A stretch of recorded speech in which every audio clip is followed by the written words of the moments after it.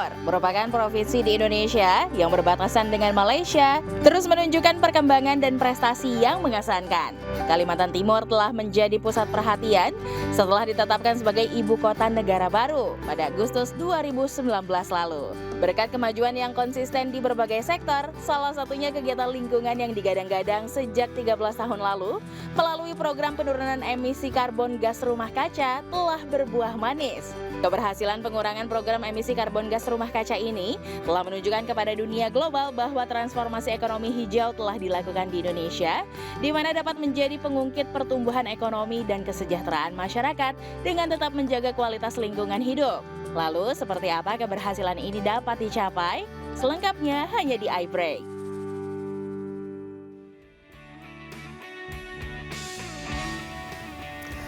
Halo pemirsa, berjumpa lagi bersama dengan saya Kiki Cahya dalam iBreak. Saat ini di studio sudah hadir bersama dengan saya Ibu Sri Wahyuni selaku Sekretaris Daerah Kalimantan Timur untuk membahas topik kita pada hari ini yaitu pengelolaan dana karbon. Halo Ibu Sri, apa kabar? Halo Mbak Kiki, baik. Sehat ya Bu ya? Alhamdulillah sehat. Ibu, untuk pengantar kita di hari ini, sebetulnya dana karbon itu apa sih Bu?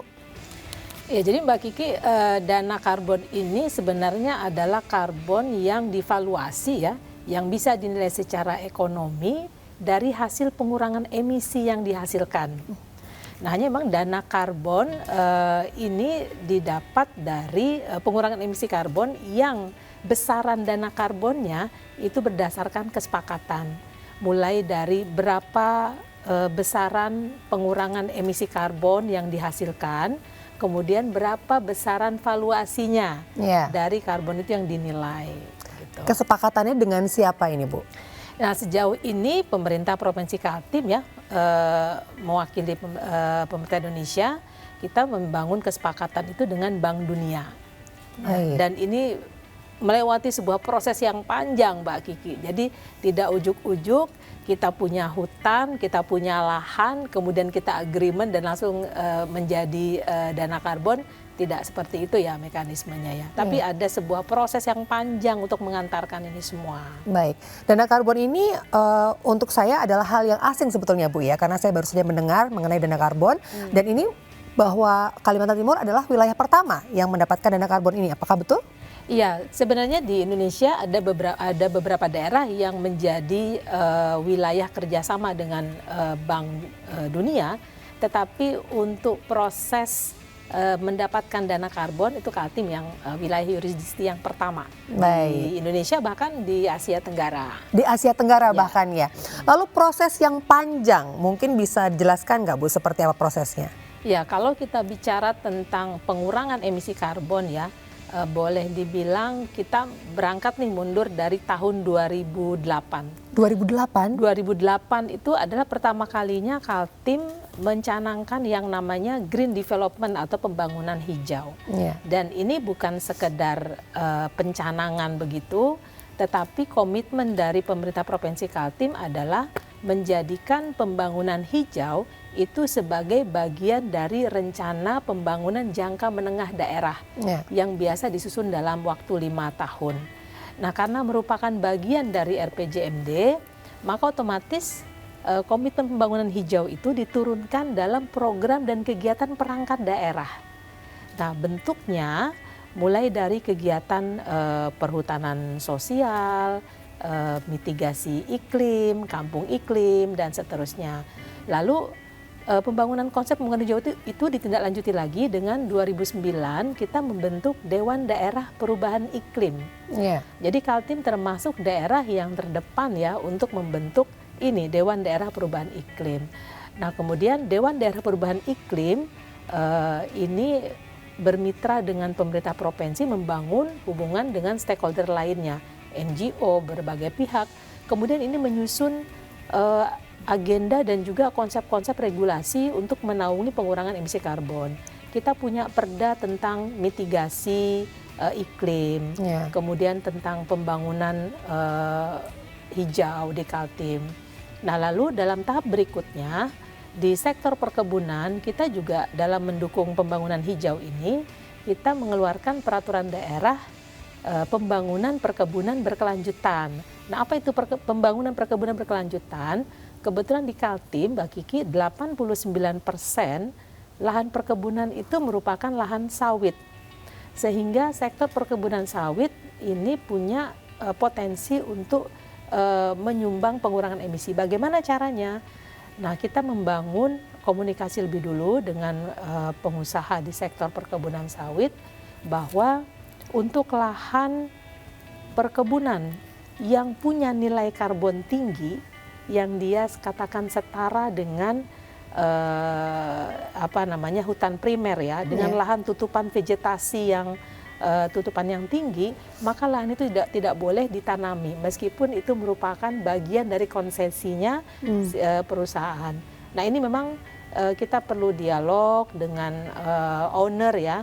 Betul. Dan karena ini juga terkait dengan bagaimana perkebunan sawit itu juga ramah lingkungan, salah satunya adalah mereka menjaga area berhutan di wilayah konsesinya yang bernilai karbon tinggi. Nah, dari situ kemudian kita petakan.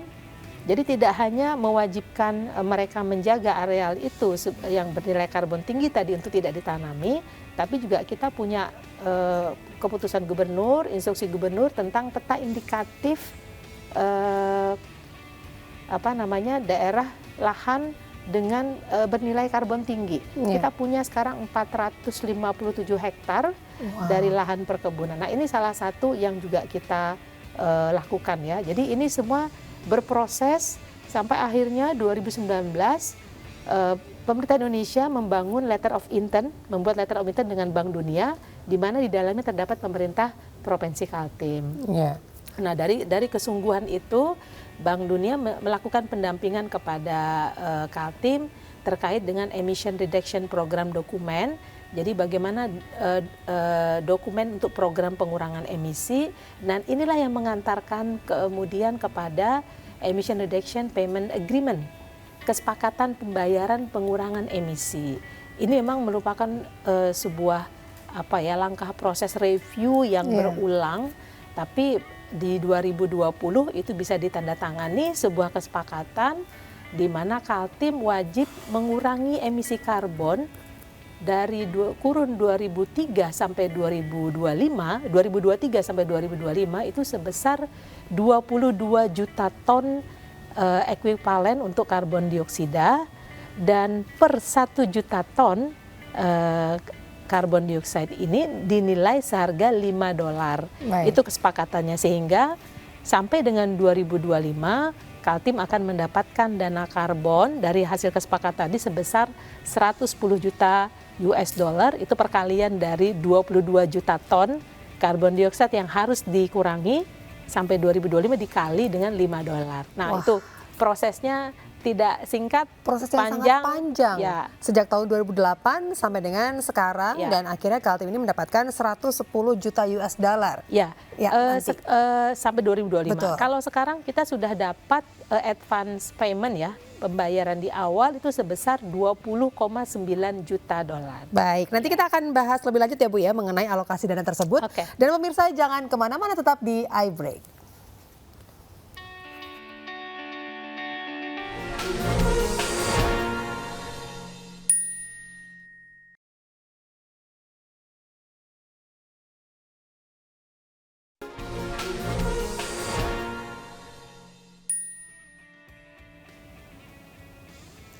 Kembali lagi bersama dengan saya Kiki Cahya dalam iBreak, dan kita masih membahas topik kita pada hari ini, yaitu pengelolaan dana karbon. Ibu Sri, tadi kita bahas sedikit mengenai dana karbon yang didapatkan adalah 110 juta US dollar atau setara dengan 1,7 T. 1,7 T ya.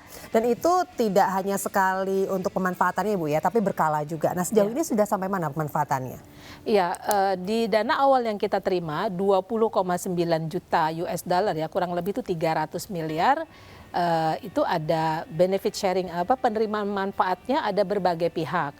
Yang pertama Kementerian LHK lewat BPDLH ya, itu ada persentase untuk penggunaan dana karbon ini.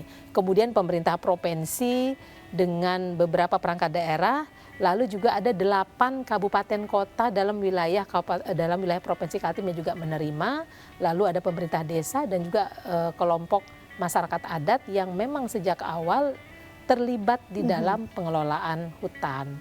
Dan selain itu dana ini untuk yang diserahkan kepada masyarakat langsung itu jauh lebih besar dibanding yang dikelola oleh pemerintah provinsi, pusat maupun pemerintah daerah. Dana yang dikelola oleh masyarakat itu nanti lewat mitra. Jadi ada mitra yang sudah ditunjuk oleh BPDLH. Mitra inilah yang nanti akan langsung menyalurkan dana pendampingan kepada masyarakat. Nah, bentuknya semua program yang diimplementasikan ini terkait dengan pelestarian hutan ataupun aktivitas untuk mencegah kebakaran hutan, capacity building masyarakat. Jadi kembali untuk penguatan pelestarian hutan. Jadi dikembalikan kepada masyarakat kembali seperti itu. Betul. Ya Bu ya. Dan sekarang ini sudah tahap pertama sudah selesai atau? Ya, kita masih berproses. Sekarang masih berjalan kegiatan yang dilakukan ya dari perangkat daerah juga dengan kabupaten kota. Nah, sedangkan mitra yang akan ke masyarakat ini sekarang sedang dalam proses ya. Iya. Jadi kalau kita berbincang ya Bu ya mengenai dana karbon, ini adalah hal yang nyata dan ternyata ada value atau nilainya sebetulnya ya. Yang bisa didapatkan juga manfaatnya oleh masyarakat apabila masyarakat memang mengusahakan sejak awal, dan tadi sudah ditunjukkan juga dengan Kalimantan Timur yang sejak tahun 2008 dan tidak berhenti sampai dengan sekarang terus mengelola tersebut dan menjadi dana karbon. Nah, ini mungkin untuk masyarakat lainnya yang masih belum mengerti dana karbon ini untuk pertama kalinya, apakah Ibu yang mengajukan terlebih dahulu atau ada yang approach ke Ibu? Kalau mekanisme dana karbon tadi ya, karena untuk dana karbon ini kan kita perlu ada bukan buyers ya, kesepakatan dengan pihak yang akan memberikan kompensasi. Nah, dalam hal ini kan dengan Bank Dunia. Ini tahun 2017 ya. Bank Dunia membuat letter of intent, itu sebenarnya tindak lanjut dari waktu itu ada program GGC. Growth Green Compact kalau tidak salah. Jadi memang Bank Dunia sudah melakukan mitigasi daerah-daerah yang sudah melakukan yang sudah komitmen di dalam melakukan penanganan degradasi dan deforestasi. Nah, Kaltim ini juga memang kita kan salah satu sumber daya kita eksploitasi sumber daya alam ya. Tapi di luar itu juga ada komitmen untuk penanganan degradasi dan deforestasi. Nah, kelihatannya itu yang dilihat oleh Bank Dunia. Dan kita juga 54% kawasan Kaltim itu kan merupakan kawasan hutan ya. Yang dinilai, yang diverifikasi dengan Bank Dunia ini kurang lebih 8,1 juta hektar kawasan. Jadi mereka melakukan penghitungan dan itu dipantau terus kawasannya ya. Jadi pengajuan ini memang terkait dengan jenis lahan tutupan yang kita miliki, kemudian hamparannya, lalu ada evaluasinya. Nah, ketika mendapatkan dana karbon kan ini tidak serta-merta kita punya hutan kita ajukan dana, tapi ada verifikasinya bahwa luasan lahan ini nilai karbonnya sekian.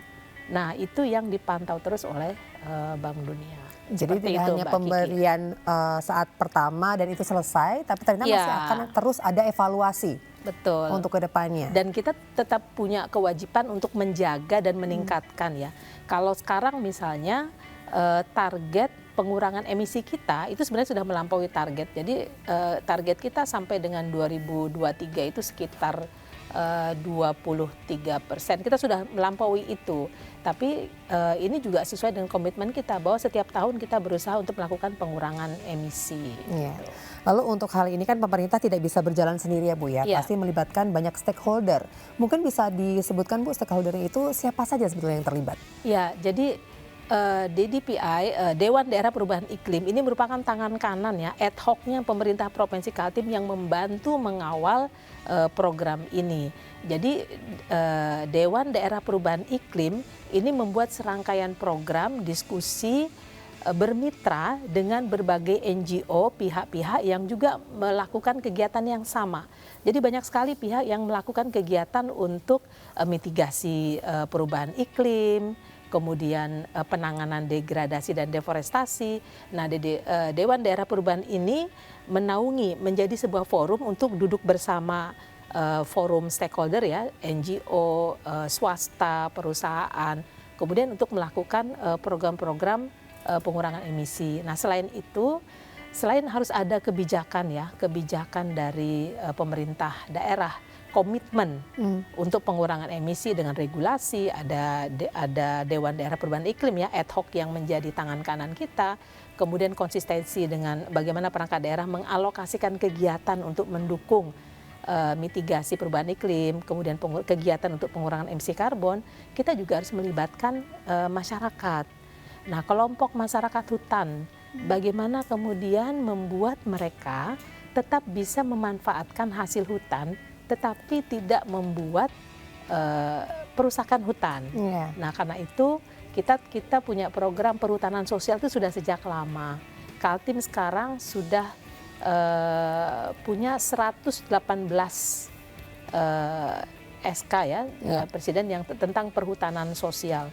Sehingga masyarakat tidak lagi merambah hutan, tetapi dari lahan yang ada, mereka kita bantu dengan berbagai tanaman produktif yang membantu penghidupan dan kesejahteraan mereka. Baik, nanti kita akan membahas lagi ya Bu ya mengenai stakeholder, apakah dari kesepakatannya tersebut dari awal sudah setuju atau mungkin sempat ada penolakan-penolakan. Jadi pemirsa jangan kemana-mana, tetap di iBreak.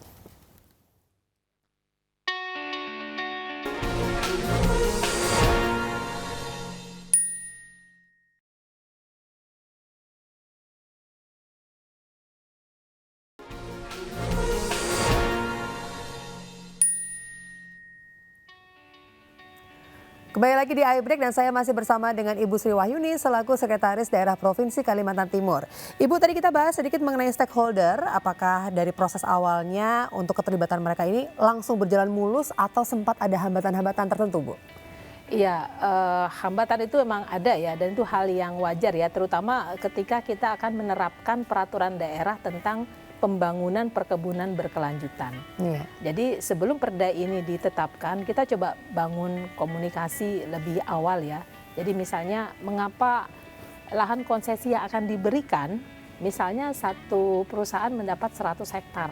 Dari 100 hektar itu ada lahan yang bernilai karbon tinggi, maka areal tanamnya berkurang, tapi areal yang karbon tinggi tadi, lahan bernilai karbon tinggi tetap menjadi bagian dari konsesi mereka. Nah, tentu timbal baliknya adalah ketika sektor perkebunan ini sensitif dengan isu ramah lingkungan, nah maka upaya untuk menjaga lahan bernilai karbon tinggi di dalam area konservasi ini merupakan bentuk komitmen bahwa perkebunan sawit juga ramah lingkungan karena tetap menjaga pelestarian hutan. Nah, itu akhirnya dalam beberapa kali pertemuan itu bisa mencairkan, hanya bisa disepakatin. Beberapa kali pertemuan ya Bu ya, tidak hanya satu kali. Pertemuan bahwa ini ya tentu kalau pihak perusahaan swasta kan berpikirnya benefit ya, mengoptimalkan sumber daya untuk keuntungan. Tapi di luar itu juga ada isu pelestarian ramah lingkungan yang harus dibangun. Lalu untuk lembaga pengelolaan dana karbon sendiri Bu, itu di mana ya lembaganya ya Bu ya? Iya, jadi dengan World Bank untuk pengelolaan Carbon Fund ini, mulai dari penyusunan penyiapan dokumen kesepakatan, kita membentuk lembaga yang namanya FCPF, Forest Carbon Partnership Facilities Carbon Fund. Nah, di level pemerintah provinsi, Pak Gubernur sebagai penanggung jawabnya, sekretaris daerah itu sebagai ketua komite teknis, asisten 2 sebagai ketua FCPF.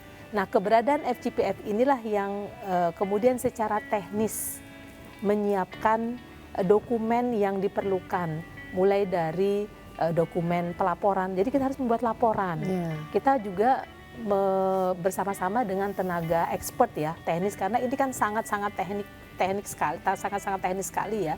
Jadi kita menyiapkan dokumen pelaporan, kemarin sebelumnya menyiapkan dokumen awal, dokumen agreement pelaporan, review.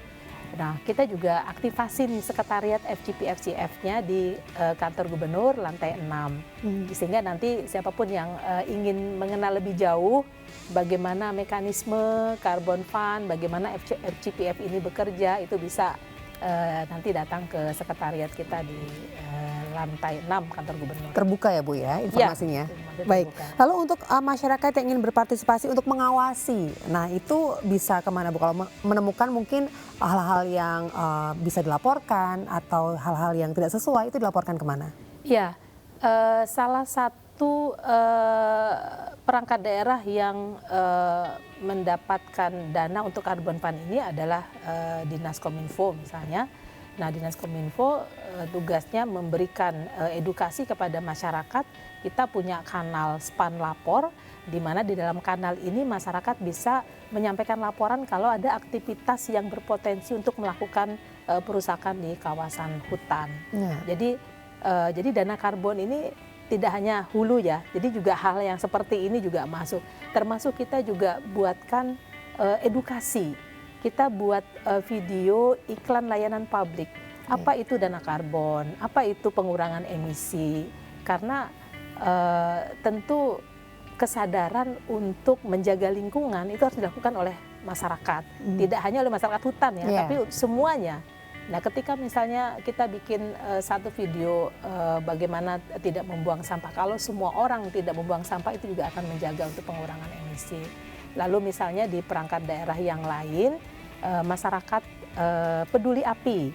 Nah, ini dibekali peralatan, diberi bantuan peralatan untuk pemadam kebakaran. Ketika ada titik api muncul, mereka tangani. Ketika mereka tidak bisa nangani, maka mereka akan lapor bahwa ada potensi misalnya titik api yang perlu penanganan lebih besar. Nah, itulah program-program yang kita lakukan di FCPF melalui dana karbon ini. Jadi masyarakat terlibat aktif ya Bu ya? Betul. Mungkin singkat Bu, apa harapan Pemprov Kaltim pada semua stakeholder? Bisa disampaikan? Ya, harapan kita tentu sinergi yang sudah ada itu tetap bisa terbangun. Dan kita secara bersama berharap bahwa kita sama-sama di dalam membangun kebijakan untuk pengurangan emisi ke depan. Kaltim di RPD, Rencana Pembangunan Daerah 2024-2006, itu menempatkan pengurangan emisi karbon sebagai salah satu program prioritas yang tertera di dalam Rencana Pembangunan Daerah. Nah, oleh karena itu kita juga perlu dukungan, support, dan juga masukan dari para stakeholder ya. Apa yang harus dilakukan oleh Pemprov dan juga para pihak lainnya, karena pengurangan emisi tidak hanya di sektor perkebunan, tapi bagaimana di sektor lain itu juga bisa berjalan dengan baik. Baik, terima kasih Ibu Sri Wahyuni untuk waktunya dan juga menjelaskan luar biasa mengenai dana karbon ya Ibu ya. Baiklah pemirsa, akhirnya saya Kicai pamit, terima kasih dan sampai jumpa.